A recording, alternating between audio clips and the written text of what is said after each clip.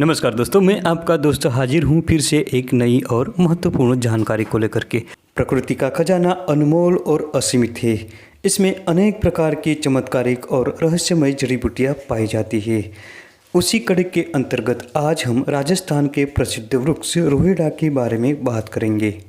दोस्तों, रोहिड़ा का वृक्ष राजस्थान में प्रसिद्ध है।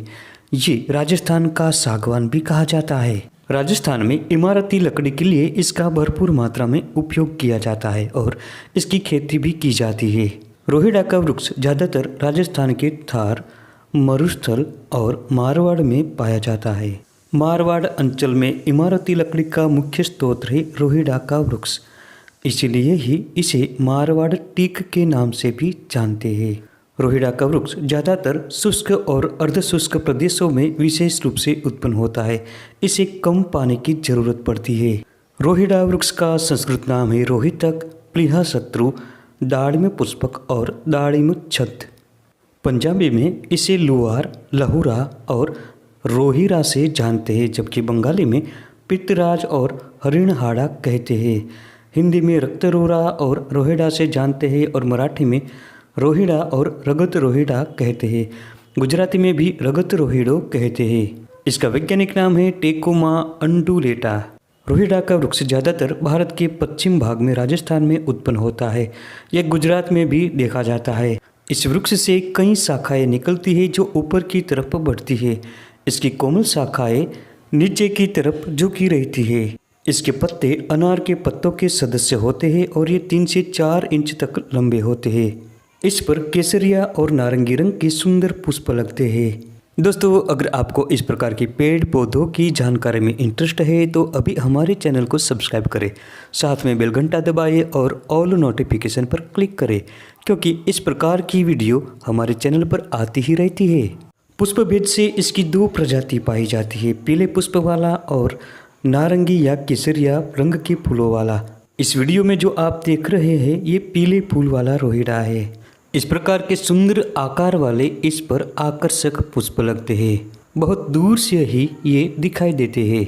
वसंत ऋतु में ये पूरी तरह फूलों से लद जाता है।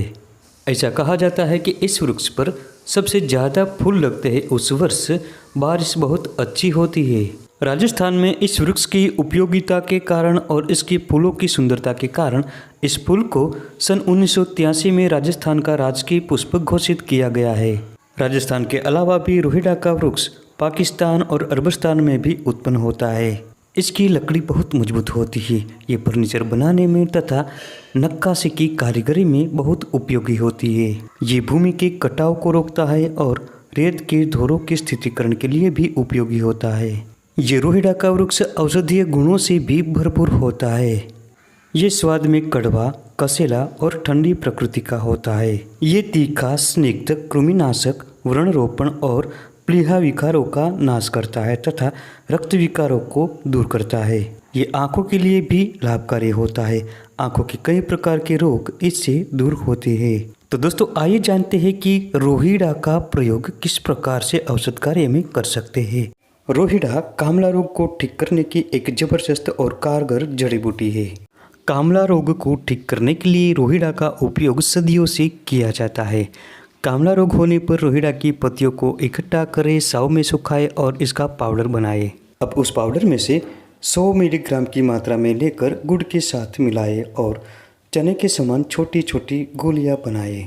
अब इसका प्रयोग करने की विधि ध्यान से सुने। उसमें से एक गोली लेकर सुबह 4 बजे खाली पेट बासे मुंह मरीज को खिला दे। दूसरी गोली 5 बजे और तीसरी गोली 6 बजे। ऐसा लगातार 3 गोली खिला दे और 1 घंटे पहले या बाद में कुछ खाना या पीना नहीं है, यहाँ तक कि पानी भी नहीं पीना है।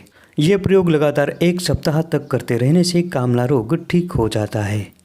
दोस्तों, रोहिड़ा की छाल का क्वाथ बनाकर 15 से 20 मिली की मात्रा में रोजाना सेवन करने से लीवर मजबूत बनता है और लीवर से संबंधित कई विकारों का शमन होता है। रोहिड़ा एक नहीं कई प्रकार की बीमारियों को दूर करता है। इसके लिए रोहिड़ा की पतली पतली लताओं और शाखाओं के छोटे छोटे टुकड़े कर ले और इस टुकड़ों को 7 दिनों तक गौमूत्र में भिगोकर रख छोड़े। अगर आप चाहें तो हरड़े का क्वाथ बनाकर उसमें भी भिगोकर रख सकते हैं। फिर अच्छी तरह से हाथों से मचलकर कपड़े से छान ले और उसमें से 10 से 15 मिली की मात्रा में रोजाना खाली पेट पीने से सभी प्रकार के पेट के रोग दूर होते हैं। पेट की कृमि नष्ट होती है, कामला मिटता है, पेट में होने वाला गुल्म दूर होता है और कई प्रकार के प्रमेह नष्ट होते हैं और बवासीर की व्याधि में भी बहुत ही आराम होता है। ये ग्राही और रक्त संग्राहक होता है। इसकी 1 साल पुरानी छाल को लेकर इसका क्वाथ बनाकर या शरबत बनाकर लेने से खूनी दस्त तुरंत मिटता है और दस्त साफ आता है। इसकी ताजी छाल पानी में घिसकर अर्श और मत्स्य की सूजन पर लगाई जाती है। जिन स्त्रियों को सफ़ेद पानी की समस्या है, ऐसी स्त्रियों को रोहिड़ा के मूल की छाल का चूर्ण बनाकर पीने से सफ़ेद पानी की समस्या से छुटकारा मिलता है। ये चर्म रोगों में भी बहुत फायदेमंद होता है। इसकी छाल, पत्ते और जड़ का क्वाथ बनाकर रोजाना नहाने से कुष्ठ रोग में फायदा मिलता है। कुष्ठ रोग में इसकी छाल का चूर्ण बनाकर पीने से और इसका लेप करने से भी बहुत फायदा महसूस होता है। दोस्तों, रोहिड़ा की छाल टूटी हुई हड्डी पर बहुत ही चमत्कारिक फायदा देती है। इसकी छाल को गौमूत्र में शुद्ध करके इसका चूर्ण बनाकर सेवन करने से टूटी हुई हड्डी में जल्दी ही फायदा होता है। रोहिड़ा की लकड़ी में काफ़ी मात्रा में तेल पाया जाता है। ये तेल जीवाणुरोधी होता है। इसकी कोमल कोमल शाखाओं और लकड़ी के टुकड़े टुकड़े करके पाताल यंत्र से तेल निकाला जाता है। इस तेल का उपयोग पशुओं के घावों में जो कीड़े पड़ जाते हैं इसमें किया जाता है।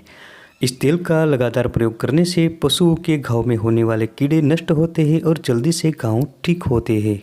इस तेल को लगाते रहने से न भरने वाले घाव भी शीघ्र भर जाते हैं। तो दोस्तों, ये थी आज की महत्वपूर्ण जानकारी। वीडियो पसंद आने पर लाइक करें, शेयर करें और चैनल को सब्सक्राइब जरूर करें। मिलते हैं अगली वीडियो में फिर एक नई जानकारी के साथ।